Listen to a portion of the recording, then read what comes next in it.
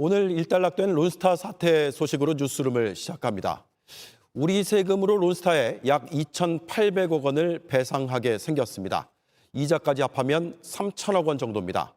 우리 정부가 외환은행 매각 과정에 부당하게 개입했고 6조 원 넘게 손해봤다는 게 론스타가 10년간 해온 주장입니다.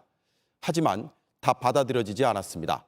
짧게는 10년, 길게는 20년의 논란이다 보니 쟁점이 많습니다. 오늘 결과가 선방이라는 해석과 완전한 패소라는 해석이 부딪힙니다. 론스타 사태와 직간접적으로 얽힌 인사들의 책임 여부도 주목됩니다. 정부는 판정 취소 신청을 검토 중인데 받아들여질 가능성이 있는지도 관건입니다. 하나하나 짚어보겠습니다. 그에 앞서 오늘 판정 내용을 한민용 기자가 정리했습니다. 국제중재기구가 우리 정부에게 론스타에 배상하라고 한 돈은 약 2,800억 원입니다. 이자까지 합치면 3천억 원에 달합니다.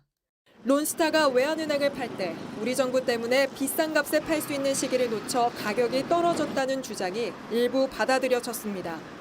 다만 과거 론스타가 외환카드 주가 조작 사건으로 유죄가 확정된 점이 고려돼 떨어진 매각 가격의 절반만 배상하라고 했습니다. 반면 외환은행을 외국의 다른 은행에 팔았다면 더 큰 돈을 벌었을 거라는 등의 론스타 측 주장은 받아들여지지 않았습니다. 법무부는 우리 정부의 책임도 없고 돈을 줄 필요도 없다는 소수 의견이 있었다며 판정에 대한 취소 신청을 검토하겠다고 밝혔습니다.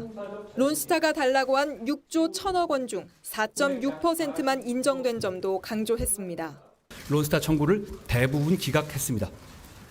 특히 액수가 많았던 조세 쟁점에 대해서는 모두 정부가 승소했습니다. JTBC 한민용입니다. 네, 헐값 매각 의혹부터 먹튀 논란까지 지난 20년간 론스타 사태는 우리 금융계를 뒤흔들었습니다. 그리고 지금 우리는 3천억 원의 청구서를 떠안게 됐습니다. 그동안 어떤 일들이 있었는지 결정적인 사건을 중심으로 짚어보겠습니다. 오원석 기자입니다. 론스타가 세간의 이름을 알린 첫 번째 장면은 2003년 외환은행 헐값 매각 의혹이 불거졌을 때입니다.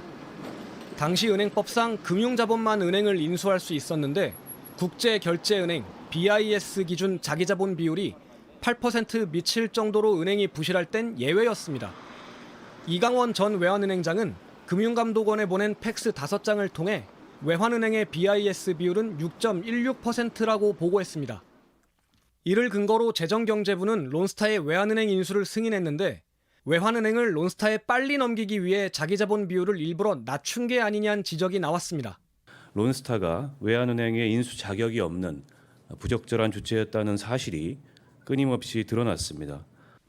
두 번째 결정적인 장면은 4조 7천억 원 먹튀 논란이 일었을 때입니다. 론스타는 2012년 2월 하나금융지주에 외환은행 지분 51%를 3조 9천억여 원에 넘기고 한국을 떠났습니다. 론스타가 이 과정에서 얻은 이익이 4조 7천억 원에 달한다는 추산이 나오면서 먹튀 논란이 불거졌습니다.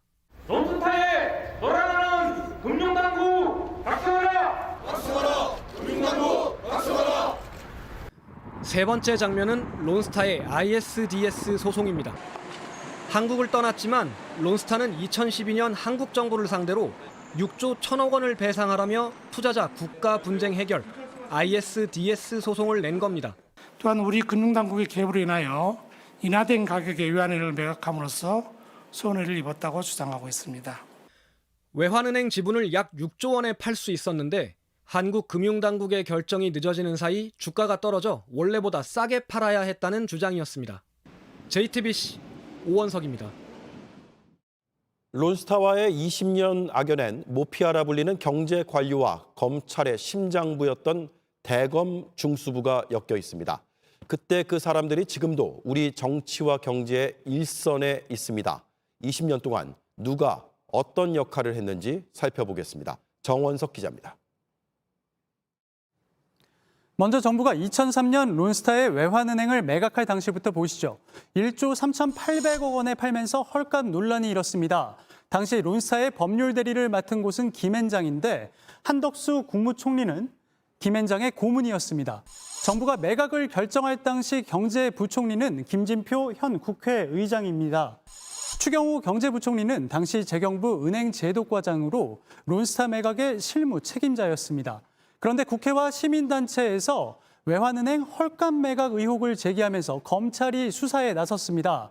2006년 대검 중수부 수사팀엔 윤석열 대통령을 비롯해 한동훈 법무부 장관, 이복현 금융감독원장 등 이른바 검찰 특수통이 포진됐습니다. 하지만 초호화 수사팀 치고는 성과가 크지 않았습니다. 재판 결과 이광원 전 외환은행장과 변양호 전 재경부 금융정책국장에 대해선 무죄가 확정됐기 때문입니다. 다만 론스타가 외환카드 주가를 일부러 떨어뜨려 헐값에 외환은행과 합병시켰다는 주가 조작 혐의는 유죄를 받아냈는데요. 이번 판결을 한 국제분쟁재판부가 배상금을 깎은 핵심 요인이기도 합니다.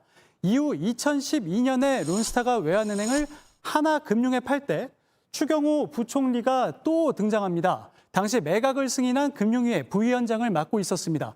김주현 금융위원장은 그때 실무를 책임졌던 금융위 사무처장이었습니다. 청구액보다 줄었다곤 하지만 론스타에 돈을 물어주란 판결이 나오면서 매각을 승인했던 경제 관료들에 대한 책임론도 나오는데요. 당사자들은 2003년 론스타에 팔지 않았다면 외환은행은 파산했을 것이라며 어쩔 수 없는 선택이었다고 해명하고 있습니다. JTBC 정원석입니다. 자, 오늘 결과가 우리에게 선방인지 아니면 완전한 패소인지 짚어보겠습니다. 박병현 기자가 나와 있습니다. 자, 대한민국 정부가 이긴 거냐 진 거냐 말들이 많습니다. 어떻게 봐야 될까요? 선방한 패배 이렇게 정리할 수 있을 것 같습니다. 선방한 패배요.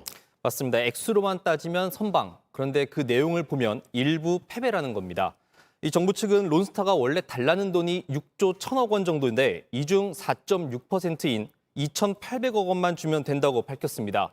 원금 기준으로만 보면 우리 정부가 선방했다는 뉘앙스를 담고 있습니다. 자, 내용으로는 패소했다고 볼 수도 있다고 했는데 어떤 내용입니까? 이 돈을 주게 된 이유를 보게 되면 일부 진소송으로 볼 수가 있습니다. 앞서 한민용 기자의 기사에서 본 것처럼 이 매각 지연 행위가 투자보장 협정에 포함된 의무를 어겼다고 하는 부분입니다. 쉽게 말해서 우리 정부 때문에 매각이 늦어졌고 그로 인해서 론스타의 손해가 발생했다는 겁니다. 가장 치열하게 다툰 부분이기도 합니다. 3명의 중재인 중 2명, 다수 의견입니다. 네. 자, 그리고 배상 금액은 일단 정해졌는데 이게 4.6%만 받아들여진 것이다라고 하는 쪽도 있고 38%로 봐야 된다 이렇게 얘기하는 쪽도 있는데 이건 어떻게 봐야 됩니까? 4.6%는 앞서 말한 대로 론스타가 청구한 금액을 기준으로 하는 겁니다. 부풀려진 금액으로도 볼 수가 있습니다. 38%라는 건 론스타가 하나금융의 외환은행을 팔아 챙긴 돈을 기준으로 한 겁니다. 론스타 측은 원래 1차 계약금이 4조 7천억 원이었는데 한국 정부 때문에 제때 팔지 못해서 최종적으로는 3조 9천억 원 정도에 팔았다고 주장을 합니다. 이 차익이 7,700억 원 정도인데 이번에 물어주게 된 돈 2,800억 원이 이 돈의 38%에 해당한다는 겁니다. 그래서 민변의 전 국제통상위원장이었던 송기호 변호사는 이번 소송 금액의 기준을 7,700억 원으로 봐야 한다고 말합니다. 그렇군요. 우리 정부가 판정 취소 신청을 검토 중인데 이게 받아들여질 가능성이 있는지도 관건이거든요. 어떻습니까? 한동훈 법무부 장관은 취소 신청 절차를 적극적으로 검토하겠다고 밝혔습니다. 그런데 쉽지는 않습니다. 이 법무부도 지난 10년간 판정 취소 신청을 한 사건 중 10% 정도만 받아들여졌다고 밝혔습니다. 이 취소 신청을 해도 그 결과가 나오려면 1년 정도의 시간이 필요할 것으로 보입니다. 이 400페이지의 판정문 번역 작업이 아직 끝나진 않았습니다. 그렇기 때문에 어떤 이유로 취소 신청을 할지는 아직 정해지지 않았습니다. 네, 거기다가 취소의 요건도 상당히 까다로운 걸로 알려지고 있는데 지켜봐야겠습니다. 박병현 기자 잘 들었습니다.